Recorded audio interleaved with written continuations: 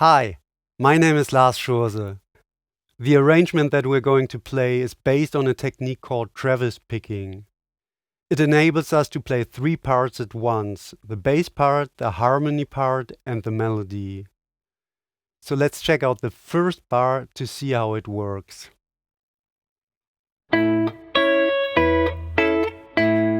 So let's first grab an A major voicing in the 9th position. And I'm only fretting the notes on the D, G, B and E string. So my A and E string are open. And first we play the bass part, and that's the open A string on beat 1 and the open E string on beat 3. And that's our bass pattern. Root on beat 1, fifth on beat 3.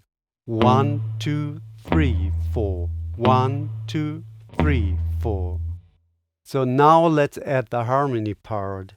And that's just our C sharp on the D string. And that's part of our voicing. We hit the harmony parts on beats 2 and 4. So it goes 1, 2, 3, 4. 1, 2, 3, 4. I'm only using downstrokes for those parts, and I'm palm muting those lower strings. 1, 2, 3, 4. 1, 2, 3, 4. So now let's add the melody part. It goes. So it's one note per beat. If I add my other two parts, it goes 1, 2, 3, 4. Now I want to add another second voice to the melody. And our rule is, whenever I'm hitting a melody note, I also plucking the G string. So the second voice is always part of our chord shape. If we look at our first bar, we go. Here our first note, our first melody note is on the G string, so I can't add another second voice. So it's just one voice there. Then we go on and play a C sharp as a melody note on the high E string. And there we add our E on the G string from the voicing. The next melody note is the B on the B string. So we can easily add that E on the G string as second voice. And our last melody note in bar number 1 is the A on the B string. So here we also can add easily our E on the G string. So the first bar goes.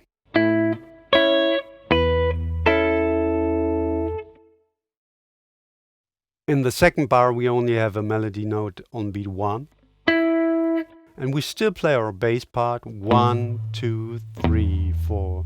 We add the harmony part. 1, 2, 3, 4. So it goes 1, 2, 3, 4. Once again, 1. And then we have another melody note on the last 16th notes of that bar. So it's.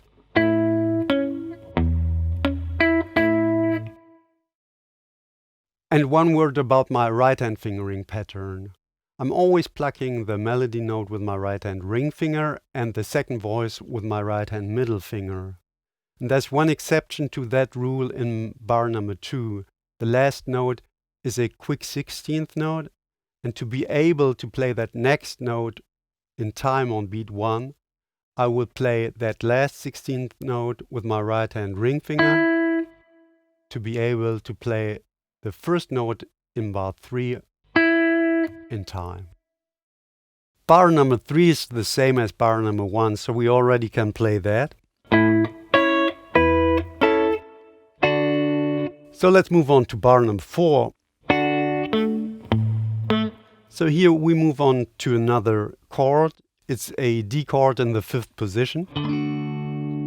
And we first play our bass run. It's 1, 2, 3, 4. 1, 2, 3, 4. So it's still the root on beat 1 and the 5th on beat 3. 1, 2, 3, 4. 1, 2, 3, 4. Our harmony part is on the D string, so it's just the fifth of the chord. 1, 2, 3, 4. 1, 2, 3, 4. And we only have a melody note on beat 1. And that's an F sharp on the B string. Let's add the second voice, which is on the G string.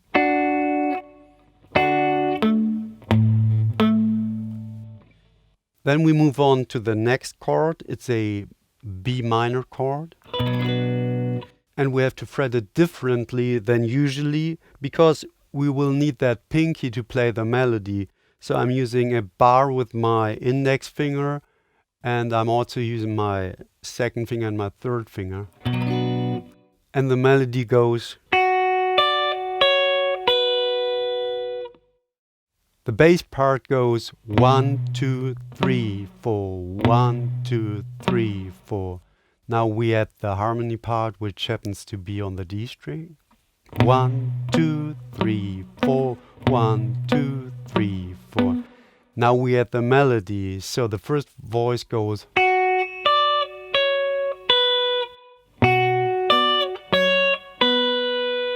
Now we add the second voice. And that's, like I said before, just the note that happens to be on the G string. Now let's move on to the next bar. So here we grab an E major chord in the 7th position. That's another bar chord. Melody note on the B string, so we add the second voice on the G string. Bass and harmony part goes 1, 2, 3, 4. So the whole bar goes 1, 2, 3, 4. Bar number 6 is still based on an E major chord, but because of the range of the melody, we have to change to the 12th position. So it's like your open E chord, just an octave higher.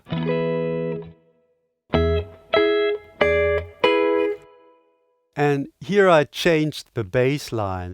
It's not root fifth, it's root. So it's 1, 2, 3, 4.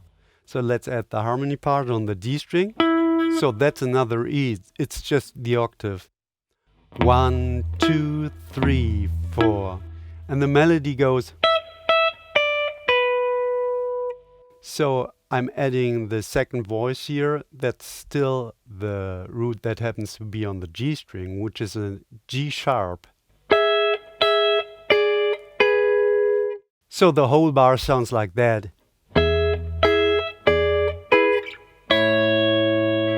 And I already played the first beat of the next bar, which is back to A. And I'm again using my C-shape voicing. So it's.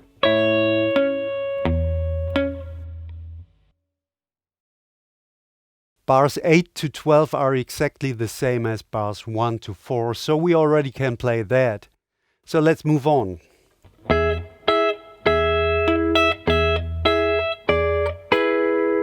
So bar number 13 is still played over an E chord, so we grab our 12th position E voicing. And our melody goes just.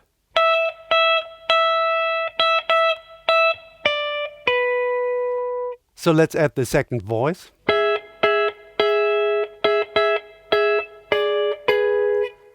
And you already know the bass part of this bar. 1, 2, 3, 4. It's just the root on beats 1 and 3. The harmony parts on beat 2 and 4. 1, 2, 3, 4. 1, 2, 3, 4. So that whole bar sounds like this.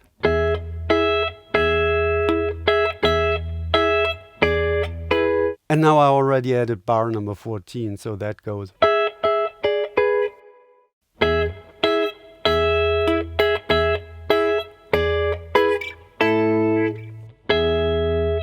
So I already played the next bar, which is an A major chord on beat 1 and an E major chord on beat 3. So let's move on to the chorus.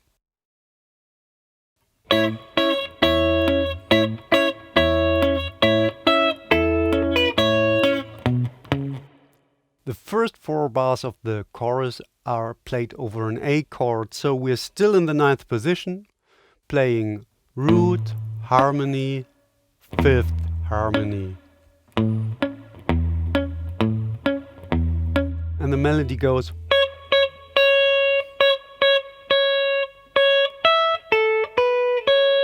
So let's add the second voice.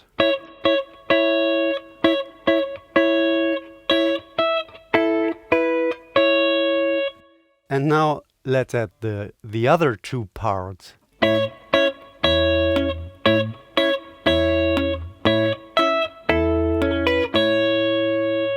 And there's another melody note that doesn't have a second voice because it's a 16th note.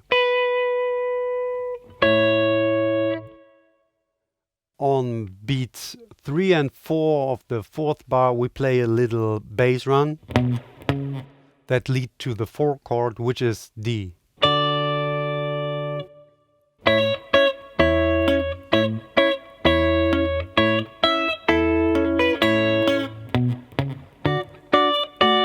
So we're playing a D major chord in the 10th position here. And the melody goes. So we have a second voice. We add the bass movement 1, 2, 3, 4. So it's root and 5th again. 1, 2, 3, 4. The harmony is just the octave 1, 2, 3, 4. And the melody goes.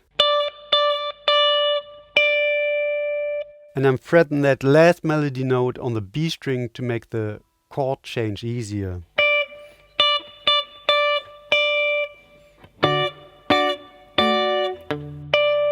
I even play that last harmony note part not fretted on the 12th string, but an octave lower as open D string.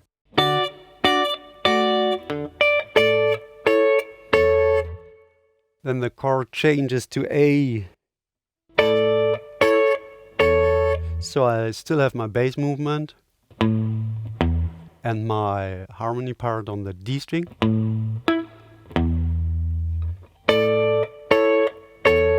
The melody goes second voice on the G string.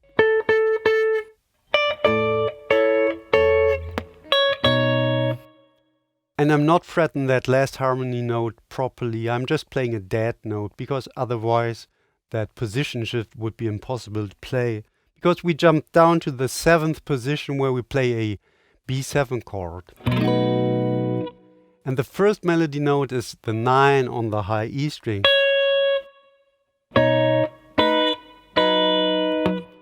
And here we play bass movement. 1, 2, 3, 4. 1, 2, 3, 4. Harmony part is of course on the D string. 1, 2, 3, 4. 1, 2, 3, 4. So we go.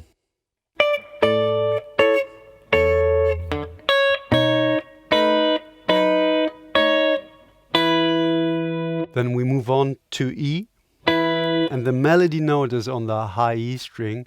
So we have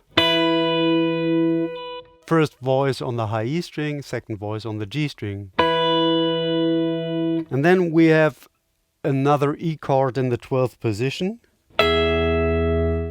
And then we play the first 5 bars of the chorus again. So the next new bar would be bar number 29.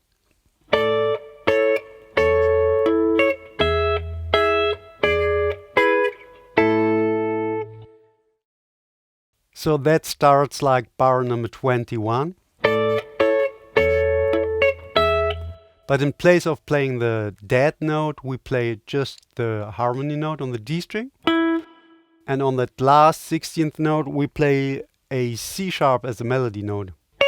And because it's a 16th note, we don't play a second voice there. Then it goes to E major. So we already know that bass part and that harmony part. And the melody part goes. So we can add a second voice. Now let's add those 4 parts. And we end on A major. And that last melody note is also an A. I hope you enjoy that arrangement and have fun with it. Bye bye.